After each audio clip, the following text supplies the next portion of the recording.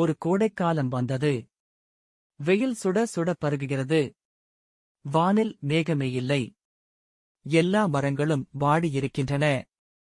அந்த நேரத்தில் ஒரு காகம்க்கு மிகவும் தாகமாக இருந்தது. காகம், ஐயையோ! எனக்கு மிகவும் தாகம். தண்ணீர் எங்கே கிடைக்கும்?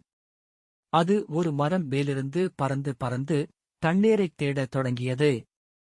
ஒரு இடத்தில் பார்த்தது வாடிய பூக்கள், வறண்ட நிலம். இன்னொரு இடத்தில் பார்த்தது ஒரு வண்டி, ஆனால் அதில் தண்ணீர் இல்லை. அந்தக் காகம் சோம்பல் அடையவில்லை.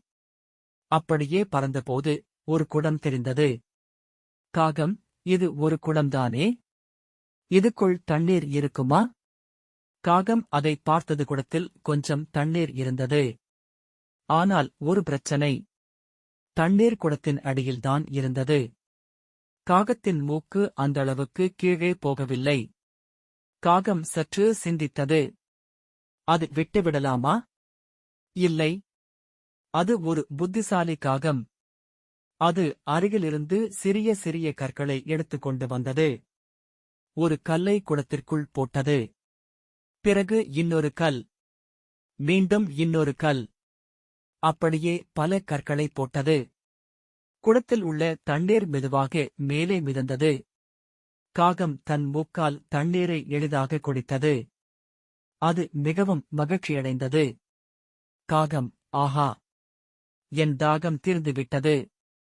நான் புத்திசாலிதானே? காகம் பறந்து வானில் மிதந்து சிரித்துக்கொண்டே சென்றது. தண்ணீர் தேடிய காகம் என்னும் கதையில் நமக்கு ஒரு முக்கியமான பாடம் கிடைக்கிறது.